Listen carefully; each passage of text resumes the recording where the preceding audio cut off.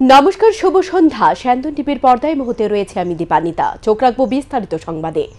1949 সালের 30 মার্চ যোধপুর, জয়পুর, বিকান এবং জয়সলমের নামে চারটি রাজ্য রাজস্থানের সাথে যুক্ত হয় এবং অঞ্চলটি বৃহত্তর রাজস্থান হিসেবে পরিচিতি হয়।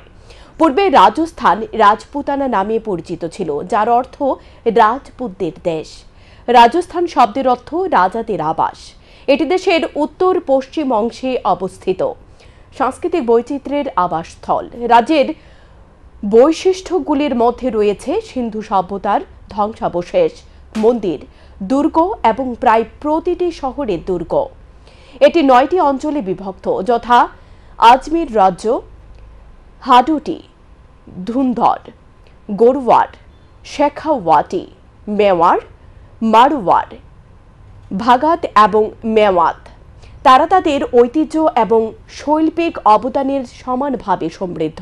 শনিবার 30 মার্চ রাজ্য গঠন দিবস উপলক্ষে রাজভবনের সোনালকি হলে পালিত হয় এক অনুষ্ঠানে উপস্থিত ছিলেন রাজ্যপাল ইন্দ্রসেনা রেড্ডি নাল্লু। অনুষ্ঠানে উপস্থিত ছিলেন বিভিন্ন দপ্তরের আধিকারিক সহ রাজস্থানের মানুষ, যারা পেশাগত শিক্ষাগত কারণে ত্রিপুরায় রয়েছে। তাদের সকলকে শুভেচ্ছা জানিয়ে রাজ্যপাল বলেন, রাজস্থানের এক এক শহর এক এক মডেল। সেখানে ব্লু সিটি, পিঙ্ক সিটি থেকে শুরু করে বিভিন্ন শহর রয়েছে, যা সকলকে মুগ্ধ করে তোলে। রাজ্যপাল আরও বলেন, রাজস্থানের কোটা শহর এডুকেশন হাব হিসেবে পরিচিত। গোটা রাজ্যটি সংস্কৃতির অন্যতম বলে মনে করেন দেশবাসী।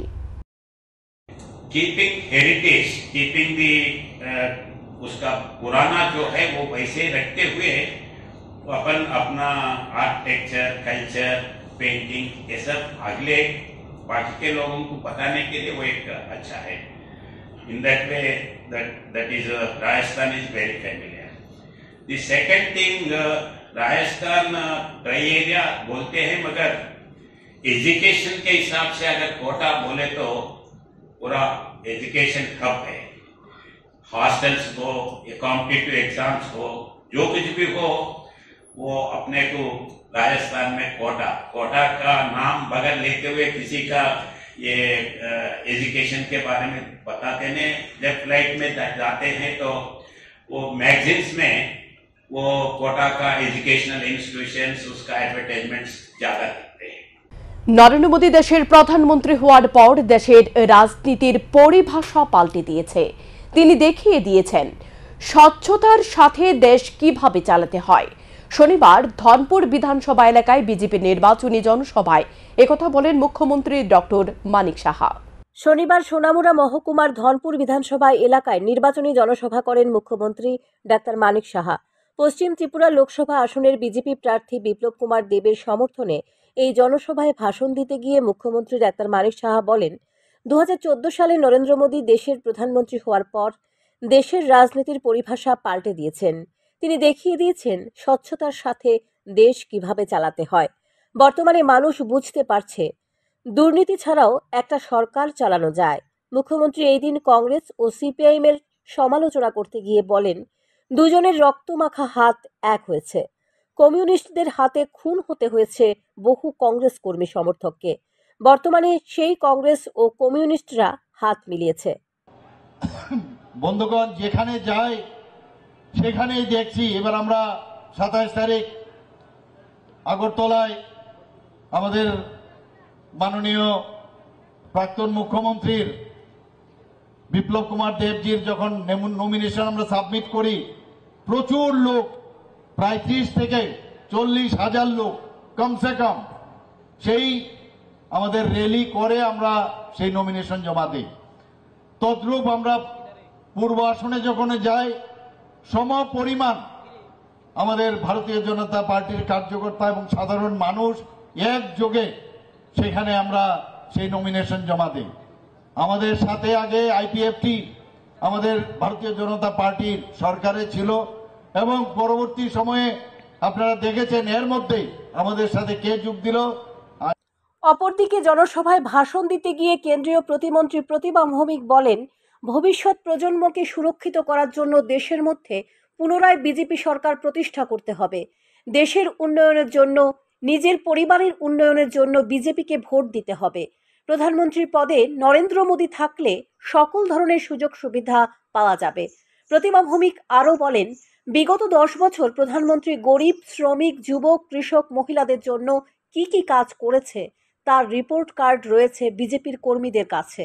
বিজেপির কর্মীরা সেই রিপোর্ট কার্ড নিয়ে মানুষের কাছে যেতে পারবে। তৃতীয়বারের ন্যায় নরেন্দ্র মোদী দেশের প্রধানমন্ত্রী হবেন, তাতে কারো কোনো সন্দেহ নেই বলে অভিমত ব্যক্ত করেন কেন্দ্রীয় প্রতিমন্ত্রী প্রতিমা ভৌমিক। গত 10 বছরে দেশে প্রমাণ হয়েছে আমাদের কাছে 10 বছরে মোদীজির সরকারের মানুষের জন্য যে কাজ করেছে, কৃষকের জন্য, শ্রমিকের জন্য, যুবকের জন্য, মহিলার জন্য কাজ যে করেছেন তার রিপোর্ট কার্ড মোদীজির কাছে, বিজেপির প্রত্যেকটা কার্যকর্তার কাছে, মানুষের কাছে গিয়ে কথা বলার মতো ব্যবস্থা আছে। নির্বাচনী জনসভায় মুখ্যমন্ত্রী ডাক্তার মানিক সাহা, কেন্দ্রীয় প্রতিমন্ত্রী প্রতিমা ভৌমিক ছাড়াও উপস্থিত ছিলেন বিধায়ক বিন্দু দেবনাথ সহ অন্যান্য বিজেপি নেতৃত্ব। সান্দন টিভি। লোকসভা নির্বাচনকে সামনে রেখে শনিবার সাব্রমে অনুষ্ঠিত হয় সর্বদলীয় বৈঠক। সাব্রম মহকুমা শাসকের কার্যালয়ে সর্বদলীয় বৈঠকে পৌরোহিত্য করেন দক্ষিণ জেলার অতিরিক্ত জেলা শাসক হেমন্ত দেববর্মা এবং 40 বিধানসভা কেন্দ্রের সহকারী রিটার্নিং অফিসার শিবজ্যোতি দত্ত। বিজেপির হয়ে আলোচনায় অংশগ্রহণ করেন শান্তিপ্রিয় ভৌমিক। ইন্ডিয়া ব্লকের পক্ষে আলোচনা করেন অরুণ ত্রিপুরা, দীপক দে ও বাবুল সরকার। প্রশাসনিকভাবে সকলের কাছে আহ্বান জানানো হয় যাতে এলাকায় শান্তি সম্প্রীতি বজায় রাখে। পানীয় জল সংকটে ভুগছে কৈলাসহরের গৌরনগর ব্লকের অধীনে দেওরাছড়া এডিসি ভিলেজের 1 নং ওয়ার্ড এলাকার মানুষ। সংবাদ মাধ্যমে মুখোমুখি হয়ে সরকারের দৃষ্টি আকর্ষণ করল তারা। কৈলাসহরে গৌরনগর ব্লকের অধীনে দেওরাছড়া এডিসি ভিলেজের 1 নং ওয়ার্ড এলাকায় একটিমাত্র টিউবওয়েলের উপর গোটা গ্রাম নির্ভর ছিল, কিন্তু সেই টিউবওয়েলটি পঞ্চায়েত কর্তৃপক্ষ কিংবা স্থানীয় প্রশাসনের পক্ষ থেকে মেরামত না করার ফলে দীর্ঘদিন ধরে গ্রামে পানীয় জলের তীব্র অভাব চলছে। গ্রামবাসীরা কয়েকবার স্থানীয় পঞ্চায়েতে সচিব এবং পানীয় জল ও স্বাস্থ্য বিধান দপ্তরের আধিকারিকদের জানানোর পরও দপ্তরের পক্ষ থেকে গাড়ি নিয়ে গ্রামের পানীয় জল সরবরাহের ব্যবস্থা করলেও গ্রামবাসীদের নিয়মিতভাবে পর্যাপ্ত পরিমাণে পানীয় জল দেওয়া হচ্ছে না বলে গ্রামবাসীর অভিযোগ। কিন্তু ঊনকোটি জেলার জেলা সদর কৈলাসহরের মূল সড়ক থেকে মাত্র 5 কিলোমিটার দূরে অবস্থিত দেওরাছড়া এডিসি ভিলেজের 1 নং ওয়ার্ড এলাকাতে অবস্থিত। গ্রামবাসীরা গ্রামে পানীয় জলের সমস্যা সম্পর্কে বলতে গিয়ে প্রকাশ্যে জানান, বিগত 2-2.5 বছর পূর্বে টিউবওয়েলটি নষ্ট হবার পর গ্রামে পানীয় জলের তীব্র সংকট শুরু হয়। গ্রামবাসীরা স্থানীয় পঞ্চায়েতের সচিবকে কয়েকবার বলার পরেও পঞ্চায়েতের পক্ষ থেকে টিউবওয়েলটি সংস্কার করে না দেওয়ায় গ্রামবাসীরা তৎকালীন সময়ে পানীয় জল ও স্বাস্থ্য বিধান দপ্তরের আধিকারিকের দ্বারস্থ হয়। দপ্তরের পক্ষ থেকে জানানো হয়, যতদিন না পর্যন্ত টিউবওয়েলের সংস্কার করবে কিংবা নতুনভাবে নির্মাণ করা হবে ততদিন পর্যন্ত দপ্তরের পক্ষ থেকে নিয়মিত পানীয় জল সরবরাহ করা হবে।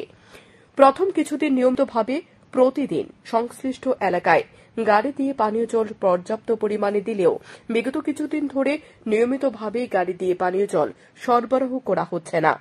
2 দিন কিংবা 3 দিন পর পর গাড়ি নিয়ে পানীয় জল সরবরাহ করা হচ্ছে। গ্রামবাসীরা আরও গুরুতর অভিযোগ করেন, 2 দিন কিংবা 3 দিন পর পর সংশ্লিষ্ট এলাকায় গাড়ি নিয়ে পানীয় জল সরবরাহ করা হলেও গ্রামবাসীদের পর্যাপ্ত পরিমাণে পানীয় জল দেওয়া হচ্ছে না বলেও জানান। দেখেন, আমরা পানি ওই গাড়ির পানির ভরসায় আমরা আছি। একটা জিঙ্কল আছে, জিঙ্কলটা সিলিন্ডার দিয়ে পরিষ্কার করিয়া দিছে না, প্লেটটা দিছে, প্লেট পর্যন্ত পাঙ্গিয়া দিয়ে গেছে কি। আমরা 3-4 দিন গেছি তার কাছে, যাওয়ার পরে সেক্রেটারি পাই না, ডিআরএসে পাই, কইব ডিআরএসে কইব আমি তা জানি না রে বা, তোমরা সেক্রেটারিরে ধরো, অনেক তোমরা অফিসেও যাও। এটা করতে করতে আমরা মন ত্যাক্ত লাগিয়ে এখন আমরা মাথা বাদ দিয়েছি। ওখান যাই হোক গাড়িয়ে জ্বলানিয়া দেয়, খেউরিরে পরিয়া দিয়া যায়, খেউর খদস 2-4টা তালে 2টা খালি তুইয়া যায়, বাল্টি 2টা তাহলে একটা খালি খালি তুইয়া ইয়া লাগি হে ত্যাক্ত হয়ে যায় গিয়া দিয়া পানি লাগি। আর নাইলে পরিষ্কার করবো আমরা, গাড়ি তখন পানি নাই, পানি দিয়ে আমরা কাবার করতে পারতাম। স্থানীয়দের দাবি, দ্রুত পানীয় জল সঠিকভাবে সরবরাহ করার জন্য সংশ্লিষ্ট দপ্তর যাতে গুরুত্ব দেয়। সান্দন টিভি। অর্থমন্ত্রী প্রণজিৎ সিংহ রায়ের হাত ধরে 151 জন ভোটার ভারতীয় জনতা পার্টিতে যোগদান করেন। শনিবার দুপুরে নাগাদ আরকেপুর বিধানসভা কেন্দ্রের অন্তর্গত খিলপাড়া শক্তি কেন্দ্রের উদ্যোগে আসন্ন লোকসভা নির্বাচনকে সামনে রেখে একটি জনসভা অনুষ্ঠিত হয়। সিপিআইএম এবং কংগ্রেসের দল ছেড়ে 49 পরিবারের 151 জন ভোটার বিজেপি দলে যোগদান করেন। নবাগতদের দলীয় পতাকা দিয়ে বরণ করে নেন রাজ্যের অর্থমন্ত্রী প্রণজিৎ সিংহ রায়।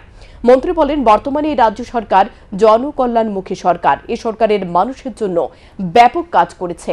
সামাজিক ভাতা থেকে শুরু করে রাস্তাঘাট, পরিশ্রুত পানীয় জল, শিক্ষা সহ সব ক্ষেত্রে রাজ্য সরকার ব্যাপক উন্নয়ন করার চেষ্টা করছে।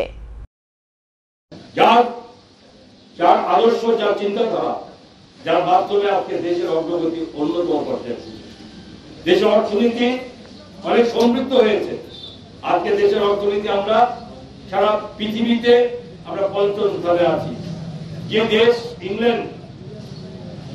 ইংল্যান্ড আমাদেরকে, ইংরেজরা আমাদের 200 বছরের বেশি আমাদেরকে লুটপাট করেছে, পরাধীনতা আমাদের শিকল করে রেখেছিল এই দেশের প্রতিটি মানুষকে।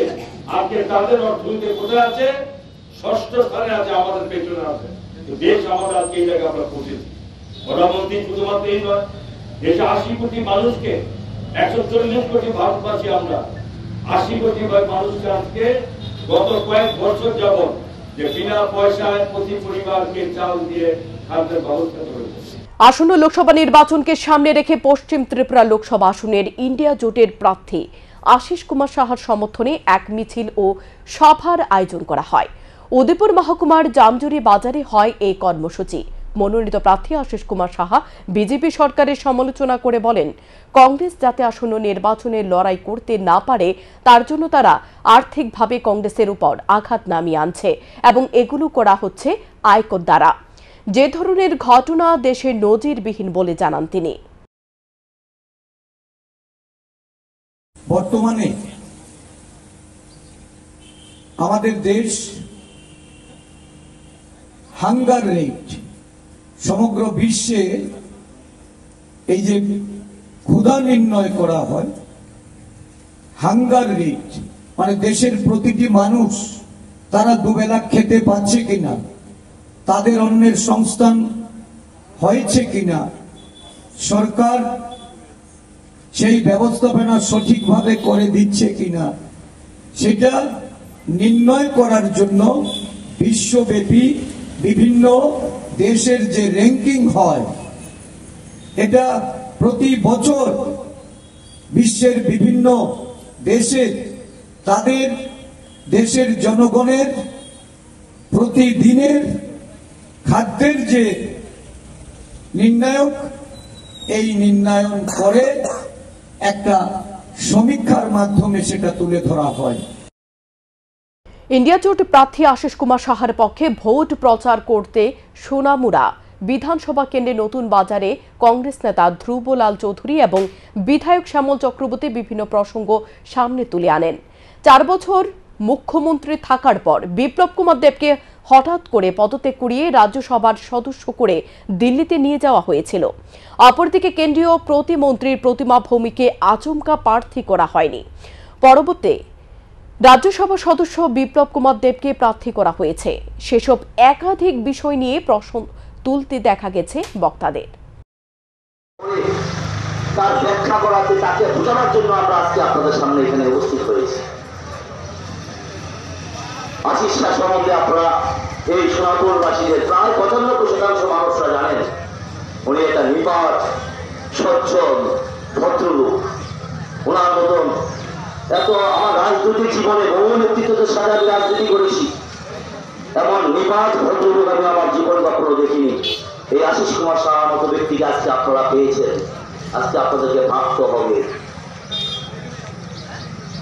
এই সোনাপুর দাসহর এমন একটি ঘর বাদ নেই যার সঙ্গে আমার অন্তত হৃদয়ের সম্পর্ক নেই। সে সিপিএম হোক, সে কংগ্রেস সমর্থিত হোক, কিংবা ভারতীয় জনতা পার্টি বিজেপি সমর্থিত হোক, এমন একটা পরিবার নেই যে পরিবারের সাথে আমি ধ্রুবলাল চৌধুরীর ব্যক্তিগত সম্পর্ক নেই। আমি প্রত্যেকের কাছে অনুরোধ করবো, এই নির্বাচনটা আপনাদের অনেক চিন্তার ব্যাপার, অনেক ভাবনার ব্যাপার, অনেক কিছু ভেবে চিন্তে তারপরে আপনাদেরকে ভোটটা দিতে হবে। শনিবার বিকেলে খোয়াই জেলা শাসক কার্যালয়ে একটি কক্ষে শিশুর খাওয়ানোর অঞ্চল ক্রেচ রুমের উদ্বোধন করেন খোয়াই জেলা শাসক চন্দ্রনী চন্দন। জেলা শাসক জানান, সামনে নির্বাচনের কাজে যে সকল মহিলা কর্মচারীরা তাদের দুগ্ধজাত সন্তানকে বাড়ি রেখে অফিসের কাজ করেন, মূলত তাদের জন্য এই পরিষেবা আজ থেকে চালু হয়। নির্বাচনের কাজে মহিলা কর্মচারীদের অনেক রাত পর্যন্ত কাজ করতে হয়, সেক্ষেত্রে তাদের শিশুদের উক্ত গৃহে রেখে যত্ন নিতে পারবেন। উক্ত গৃহে শিশুদের বিভিন্ন শিক্ষামূলক খেলার সামগ্রী রয়েছে। উদ্বোধনী অনুষ্ঠানে জেলাশাসক ছাড়াও উপস্থিত ছিলেন অতিরিক্ত জেলাশাসক কেশব কর, সমাজ কল্যাণ ও সমাজ শিক্ষা দপ্তরের আধিকারিক সহ জেলা শিক্ষা অফিসার সহ জেলাশাসক অফিসের কর্মবৃন্দরা। ऑफिस में हम लोग एक नया क्रश का उद्बोधन किया है। तो आप सब जानते हैं कि जो ऑफिसेस में 50 से अबव एम्प्लॉइज है वहाँ पे क्रश लेने का एक प्रोविजन हमारा रूल्स में है। तो बहुत सारा स्टाफ जो काम करते हैं यहाँ पे, कभी कभी ऐसा लगता है कि वो लोग टेंशन में है, घर पे बच्चा क्या कर रहे हैं, क्या हो रहे हैं। तो अभी इलेक्शन का टाइम में ज्यादा टाइम सब लोग ऑफिस में बिताते हैं, 8 बजे 9 बजे 10 बजे तक काम करते हैं हर दिन में। तो इस टाइम में अपना बच्चों को रखने के लिए एक जगह जैसे हम लोग एक क्रश को खोला है। এই মুহূর্তে সংবাদে পর্যন্তই। চোখ রাখুন স্যান্দন টিভির পর্দায়।